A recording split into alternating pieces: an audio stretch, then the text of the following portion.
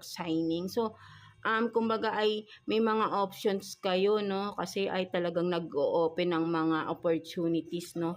Sa inyo mga Leo. But then, kailangan yung maging wise, no? Kailangan ay mamili kayo ng nararapat doon sa alam nyo, no? Something like that, no? So, wag kayong papasok din sa isang sitwasyon, sa isang commitment, investment, whatever it is sa inyong sa inyong career na hindi nyo pa napapag-aralan, no? Something like that. And of course, doon naman sa mga mag-i-invest, no? Or may mga business offers, no? Kailangan ay pag-aralan nyo rin mabuti yon, no? Bago kayo pumasok, no? Maybe ay alamin nyo kung kakayanin nyo ba yung gastos doon, maybe. Baka ma-scam lang kayo, baka maglalabas kayong pera, sabi, kikita, but then yung pala ay hindi, no? So, pag-aralan nyo talagang mabuti, no?